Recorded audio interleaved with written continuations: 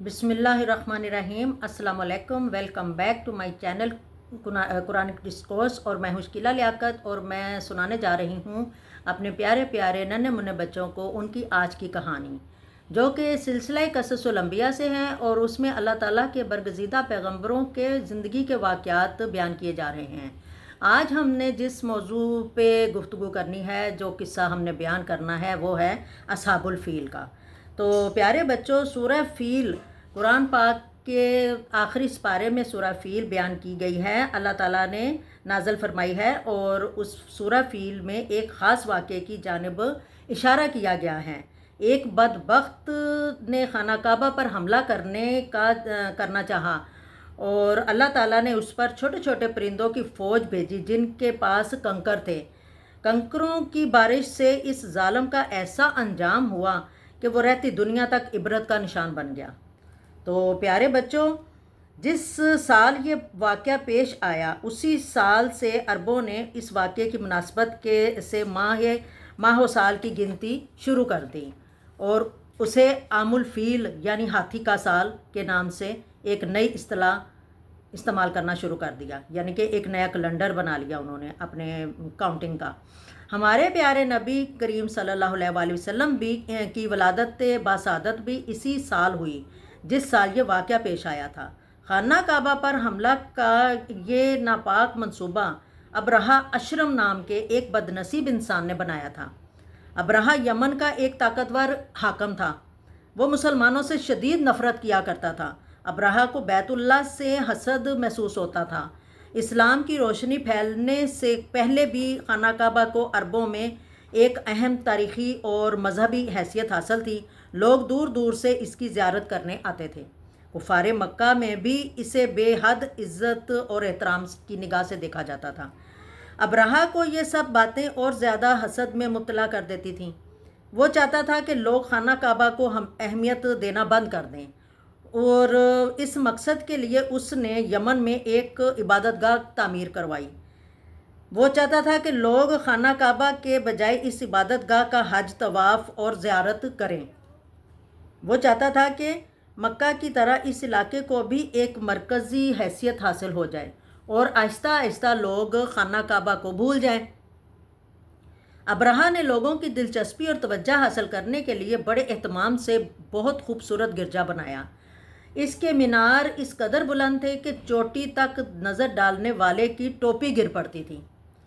اب ابرہہ نے اپنی ساری مملکت میں اعلان کروا دیا کہ اس گرجے کا طواف اور زیارت اسی طرح کی جائے جیسے خانہ کعبہ کی زیارت اور طواف کیا جاتا ہے۔ اس وقت قریش کے قبیلہ کو تجارتی معاملات میں خاص اہمیت حاصل تھی۔ ان کے تجارتی قافلے دوسرے ممالک میں بھی جاتے رہتے تھے، لہٰذا انہوں نے خانہ کعبہ کے مقابلے پر ایک عبادت گاہ کی تعمیر کو اپنے لیے عزت کا مسئلہ بنا لیا۔ دوسرے بہت سے قبائل کو بھی یہ سب بہت برا لگا۔ سب نے اپنی اپنی ناراضگی کا اظہار کیا۔ آخر کار قبیلہ بنو کنانہ کے ایک شخص نے موقع پا کر اس جعلی کعبہ حرم کو آگ لگا دی، جس سے وہ راکھ کا ڈھیر بن گیا۔ ابرہہ کو اس بات کی اطلاع ملی تو وہ بہت غصے سے آگ بگولا ہو گیا۔ اس کے مشیروں نے کہا کہ یہ کام قریشیوں کا ہے، کیونکہ وہ خانہ کعبہ کے متولی ہیں، جس کے مقابلے پر آپ نے یہ عبادت گاہ تعمیر کروائی تھی۔ ابرہہ کو تو پہلے ہی خانہ کعبہ پر حملہ کرنے کا بہانہ چاہیے تھا۔ اس نے اسی وقت قسم کھا لی کہ میں مکہ پہنچوں گا اور نعوذ باللہ بیت اللہ کی اینٹ سے اینٹ بجا دوں گا۔ اس مقصد کے لیے ابرہہ نے بہت بڑی فوج جمع کی۔ لشکر کے سب سے بڑے طاقتور ہاتھی کا نام محمود تھا۔ 8 یا 12 اور ہاتھی بھی ابرہہ کے لشکر کا حصہ تھے۔ اب ابرہہ خانہ کعبہ کو نقصان پہنچانے کی نیت سے روانہ ہو گیا۔ اس نے اعلان کیا کہ کعبہ کی دیواروں پر مضبوط زنجیریں ڈال کر ہاتھیوں کی گردنوں میں ان زنجیروں کو باندھ دیا جائے، اور ہاتھی ایک ہی جھٹکے میں چاروں دیواریں گرا دیں گے۔ جب عرب قبائل کو ابرہہ کے ناپاک عزائم معلوم ہوئے تو ان پر بڑا بھاری اثر ہوا۔ انہوں نے پکا ارادہ کیا کہ خواہ کچھ بھی ہو، ہم ضرور ابرہہ کا مقابلہ کریں گے اور اسے اس بد کرداری سے روکیں گے۔ ایک یمنی شریف سردار ذوالنکر अबरहा के ख़िलाफ़ उठ खड़ा हुआ। जुनकर ने अपनी कौम को और आसपास के अरबों को जमा किया और इस बदनीयत बादशाह से जंग की। अल्लाह ताला को कुछ और ही मंजूर था। अरबों को शिकस्त हुई और जुनकर ने अपनी कौम को और आसपास के अरबों को जमा किया और इस बदनीयत बादशाह से जंग की। अल्लाह ताला को कुछ और ही मंजूर था। अरबों को शिकस्त हुई और जुनकर अबरहा के हाथों कैद हो गया। अब अबरहा और तेज़ी के साथ मक्का मुकरमा की तरफ बढ़ने लगा। रास्ते में एक और अरब सरदार नफ़ील बिन हबीब ने उसके अपने लश्कर के साथ उसका मुकाबला किया, लेकिन अबरहा ने उसे भी गिरफ़्तार कर लिया। पहले ज़ालिम अबरहा ने उसे कत्ल करना चाहा, लेकिन फिर उसे कैद कर लिया, कैद करके अपने साथ ले लिया ताकि रास्ता बताएगा। अबरहा जब ताइफ के करीब पहुंचा तो कबीला सकीफ़ ने इसकी फ़ौजी ताकत देखकर उसके आगे हथियार डाल दिए और उसकी खूब खातर मदारत की। उन्होंने अबरहा की मन्नत समाजत की कि उनके बुतों को कुछ ना कहे। कबीले वालों ने अपने एक आदमी अबुरगाल को अबरहा के लश्कर के साथ कर दिया ताकि उसे खाना काबा का रास्ता दिखाएं। इस पर अबरहा खुश हुआ और ताइफ को नुकसान पहुंचाए बगैर आगे बढ़ गया। इसने मक्का मुकरमा के करीब पहुंचकर पड़ाव डाल दिया।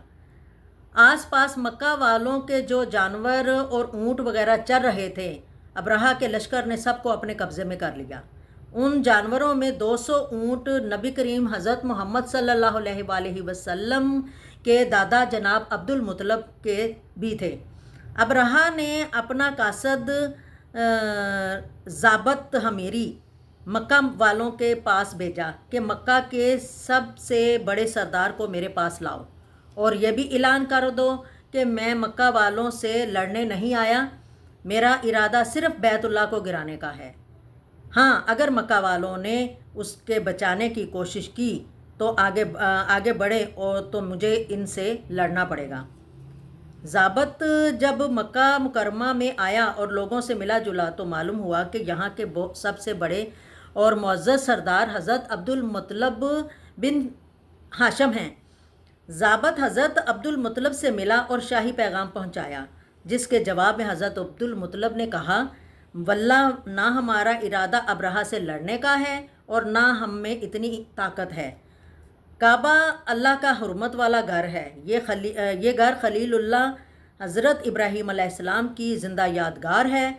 अल्लाह अगर चाहेगा तो अपने घर की हिफाजत आप खुद करेगा, वरना हम में तो ऐसा करने की हिम्मत और क़ुव्वत नहीं है। मैं तो बस अपने ऊँटों की वापसी का मुतालबा करूँगा। ये सुनकर ज़ाबत ने कहा कि आप मेरे साथ बादशाह अबरहा के पास चलिए और ख़ुद ये बात उनसे कह दीजिए। जनाब अब्दुल मुत्तलब एक बहादुर इंसान थे। वो उसके साथ अबरहा के पास जा पहुँचे। हज़रत अब्दुल मुत्तलब गोरे चिट्टे सडोल और मजबूत जिस्म वाले हसीन और जमील इंसान थे। अबरहा ने जब आपको देखा तो आपकी शख्सियत से बहुत मुतासर हुआ। आपसे मिलने के लिए अबरहा तख्त से नीचे उतर आया, फ़र्श पर हज़रत अब्दुल मुत्तलब के साथ बैठ गया और अपने तर्जमान से कहा कि इनसे पूछो ये क्या चाहते हैं। हज़रत अब्दुल मुत्तलब ने कहा, मेरे 200 ऊँट जो बादशाह ने ले लिए हैं उन्हें वापस कर दिया जाए। ये सुनकर अबरहा ने कहा, ए सरदार, आपको अपने 200 ऊँटों की तो फ़िक्र है और अपनी कौम के दीन की फ़िक्र नहीं है। मैं तो तुम लोगों के इबादत खाना को तोड़ने और ख़ाक में मिलाने आया हूँ। हज़रत अब्दुल मुत्तलब ने तारीख़ी जवाब दिया, सुन बादशाह, ऊँट तो मेरे हैं, इसलिए उन्हें बचाने की कोशिश में मैं तेरे पास आ गया हूँ। रही बात खाना काबा की तो वो अल्लाह का है, वो ख़ुद उसे बचा लेगा। ये सुनकर सरकश अबरहा कहने लगा, नाउज़ बिल्लाह, तुम्हारा अल्लाह भी आज से इसे मेरे हाथ से नहीं बचा सकता। हज़रत अब्दुल मुत्तलब ने कहा, बेहतर है, अल्लाह जाने और तू जान। ये कहकर आप उसके यहाँ से तशरीफ़ ले गए। एक रवायत में ये भी आया है कि अहले मक्का ने तमाम हज्जाज का तिहाई माल अबरहा को देना चाहा कि वो अपने इस इरादे से बाज आ जाए, लेकिन उसने कबूल ना किया। हज़रत अब्दुल मुत्तलब अपने ऊँट लेकर चल दिए और आकर कुरैश को हुक्म दिया कि मक्का बिल्कुल खाली करके पहाड़ों में चले जाओ। इसके बाद आप अपने साथ साथ कुरैश के चीदा चीदा लोगों को लेकर बैतुल्ला में आए और बैतुल्ला के दरवाज़े की जंजीर थाम कर रो रो कर और गिड़गिड़ा कर दुआएं मांगनी शुरू की कि अल्लाह ताला हमारे और इसके खूनख्वार लश्कर अब्रहा और इसके खूनख्वार लश्कर से अपने पाक और जी इज़्ज़त घर को बचा ले।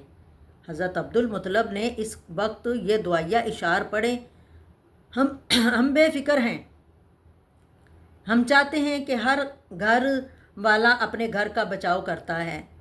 ए अल्लाह तू भी अपने घर को अपने दुश्मनों से बचा। ये तो हरगिज़ नहीं हो सकता कि इनकी फ़ौज तेरे घर पर गालिब आ जाए। अब हज़रत अब्दुल मुतलब ने बैतुल्ला के दरवाज़े की जंजीर हाथ से छोड़ दी और अपने तमाम साथियों को लेकर आसपास के पहाड़ों की चोटियों पर चढ़ गए। दूसरी सुबह अब्रहा के लश्कर में मक्का मुकरमा जाने की तैयारियां शुरू हो गईं। अब्रहा ने अपने ख़ास हाथी महमूद तैयार किया और मक्का मुकरमा की तरफ रवाना हो गया।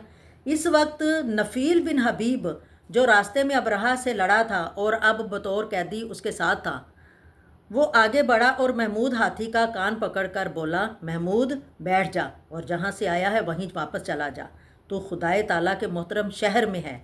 ये कहकर वो लश्कर से अलग होकर करीब की पहाड़ी पर जा छुपा। मुहाफ़िज़ों ने उस पर ध्यान न दिया क्योंकि उनकी तवज्जो महमूद हाथी की तरफ हो गई थी। नफ़ील की बात सुनते ही महमूद अपनी जगह पर बैठ गया और आगे बढ़ने से इनकार कर दिया। अब तो अब्रहा समेत सब की तवज्जो महमूद की तरफ हो गई थी। फ़ौजियों ने हज़ार जतन किए, फ़ीलबान भी अपनी कोशिश करके हिम्मत हार चुका, लेकिन महमूद हाथी अपनी जगह से हिलने का नाम नहीं ले रहा था।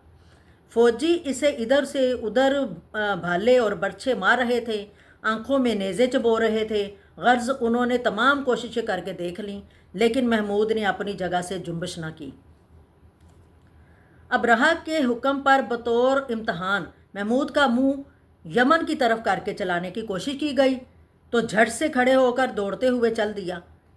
शाम की तरफ चलाना चाहा तो पूरी ताकत से आगे बढ़ा, मशरक़ की तरफ जाना चाहा तो भागा भागा गया, लेकिन मक्का शरीफ की तरफ मुंह करके आगे बढ़ाना चाहा तो वहीं बैठ गया। फ़ौजियों ने एक बार फिर उसे मारना पीटना शुरू कर दिया। इस दौरान चंद फ़ौजियों ने अचानक चीख कर आसमान की तरफ इशारा किया। अब्रहा और इसके साथी देखकर हैरान रह गए कि अचानक समंदर की तरफ से अबाबीलों का बहुत बड़ा झुरमुट बादल की तरह लश्कर की जानिब बढ़ा चला आ रहा था। इससे पहले कि वो सब सूरत हाल का दुरुस्त अंदाज़ा लगा पाते, अबाबीलों ने लश्कर को घेर लिया। उनमें से हर एक की चोंच में एक मसूर या माश की दाल के दाने के बराबर कंकरी थी और दोनों पंजों में भी कंकरियां थीं। वो ये कंकरियां लश्कर पर फेंकने लगे। जिस पर कंकरी गिरती वो वहीं हलाक हो जाता और उसकी हालत ऐसी हो जाती जैसे खाया हुआ भूसा। अब तो लश्कर में भगदड़ मच गई। हर एक नफ़ील पुकारने लगा, क्योंकि उससे उन लोगों ने अपना रहबर और रास्ता बनाने वाला समझ रखा था। उस वक्त नफ़ील और अहले मक्का पहाड़ पर इन लोगों की ये दुर्गत अपनी आंखों से देख रहे थे।